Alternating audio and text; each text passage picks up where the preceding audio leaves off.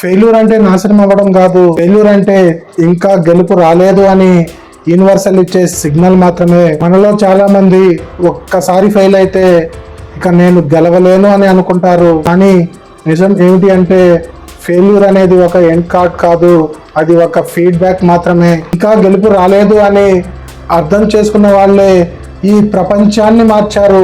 వాళ్ళ గురించి ఈ వీడియోలో చూద్దాం రండి. అలాగే నా ఛానల్కి ఫస్ట్ టైం వస్తే ప్లీజ్ సబ్స్క్రైబ్ చేసుకోండి.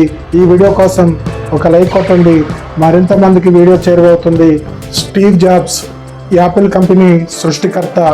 తన సొంత కంపెనీలోనే స్టీవ్ జాబ్ను తీసేశారు. ఒకసారి ఊహించుకోండి, మీరు క్రియేట్ చేసిన కంపెనీ నుండే మిమ్మల్ని తీసేస్తే ఎలా ఉంటుందో. స్టీవ్ జాబ్స్ రిక్రూట్ చేసిన సీఈఓతో క్లాష్ అవ్వడంతో బోర్డు స్టీవ్ జాబ్స్ని రిమూవ్ చేశారు.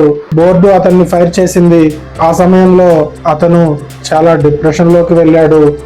కానీ ఆ ఓటమి తర్వాత నెక్స్ట్ అనే కంపెనీని స్టార్ట్ చేశాడు స్టీవ్ జాబ్స్.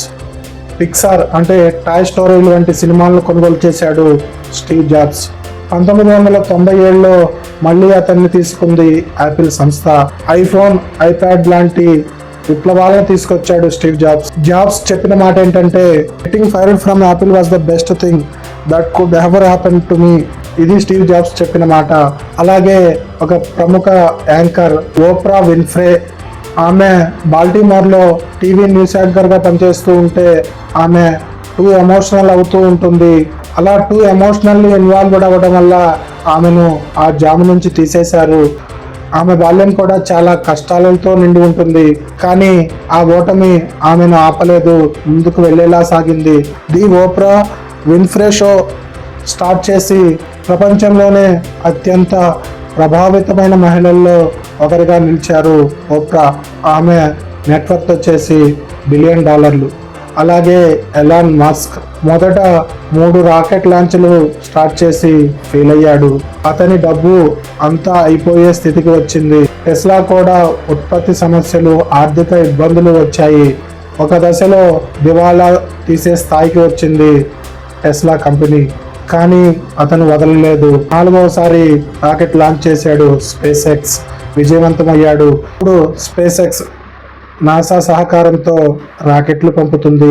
అలాగే మరొక ఫెయిల్యూర్డ్ పర్సన్ తర్వాత సక్సెస్ వచ్చింది, అబ్రహం లింకన్. లింకన్ జీవితం అంతా ఓటములతో నిండి ఉంటుంది. అతను బిజినెస్ లో కూడా ఫెయిల్ అయ్యాడు. కుటుంబంతో సమస్యలు, ఆర్థిక సమస్యలు వచ్చాయి. ఎన్నికల్లో ఎన్నోసార్లు ఓడిపోయాడు. ప్రేమలో ఫెయిల్, ఆరోగ్య సమస్యలు. చివరికి 1860 సంవత్సరంలో అమెరికాకి అధ్యక్షుడయ్యాడు. అమెరికా అంతర్యుద్ధం సమయంలో అందరినీ ఏకం చేశాడు. ఆయన ఓటములు అతన్ని మరింత బలోపేతం చేశాయి. అలాగే ఆల్బర్ట్ ఐన్స్టీన్ ప్రపంచ ప్రఖ్యాత శాస్త్రవేత్త. బ్యాచులర్ టైంలో టీచర్లు అతను మెంటల్లీ స్లో అని అన్నారు. స్కూల్ ఎంట్రన్స్ ఎగ్జామ్లో బాటనీ, జువాలజీ, లాంగ్వేజ్ సెక్షన్లో ఫెయిల్ అయ్యాడు. కానీ అతను వదలలేదు. తర్వాత special theory of relativity, general theory of relativity వంటి ఆవిష్కరణలు చేశాడు. E=mc² అనే సూత్రాన్ని కనిపెట్టాడు. ఆ ఫార్ములా ప్రపంచాన్ని మార్చింది. ఇక మన దేశంలో వచ్చిన ప్రముఖ వ్యక్తుల గురించి తెలుసుకుందాం. PJ అబ్దుల్ కలాం. కలాం గారి మొదటి ప్రాజెక్ట్ ఫెయిల్ అయ్యింది. అలాగే టీం ప్రెజర్ ఎక్కువగా ఉంది. అలాగే నేషన్ ప్రెజర్. కానీ ఆయనే నేర్చుకున్నారు, ఎలా ముందుకు వెళ్లాలో నేర్చుకున్నారు. అగ్ని, పృథ్వీ ప్రాజెక్ట్స్ ఇండియాని రైట్ చేశాయి. ఫెయిల్యూర్స్ వచ్చినప్పుడు బ్లేమ్ చేస్తారా లేదా కొత్తగా నేర్చుకుంటారా అని ఆలోచించుకోండి మీరే. అలాగే రితేష్ అగర్వాల్ చిన్న వయసులోనే స్టార్టప్ బిజినెస్ చేసి ఫెయిల్ అయ్యాడు. అతన్ని హోటల్స్ రిజెక్ట్ చేశాయి.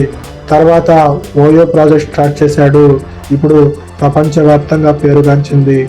మీరు ఏవైనా రిజెక్ట్స్ వచ్చినప్పుడు క్విట్ అవుతారా లేదా కొనసాగుతారా?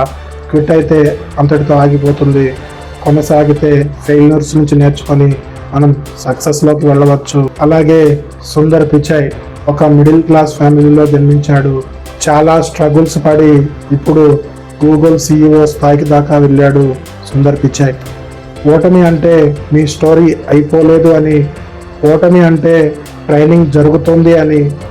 మీరు ఓడిపోలేదు, కేవలం ఇంకా గెలవలేదు మాత్రమే. మీకు గెలుపు ముందుంది. పోరాడి గెలవండి. జీవితంలోనైనా, ఉద్యోగంలోనైనా, ఎవరితోనైనా పోరాడి గెలవండి. ఇది ఈరోజు వీడియో. ఈ వీడియో నచ్చితే ఒక లైక్ చేయండి. అలాగే నా ఛానల్కి ఫస్ట్ టైం వస్తే ప్లీజ్ సబ్స్క్రైబ్ చేసుకోండి. మరిన్ని వీడియోస్ మీ ఫోన్లోకి దూసుకు వెళ్తాయి.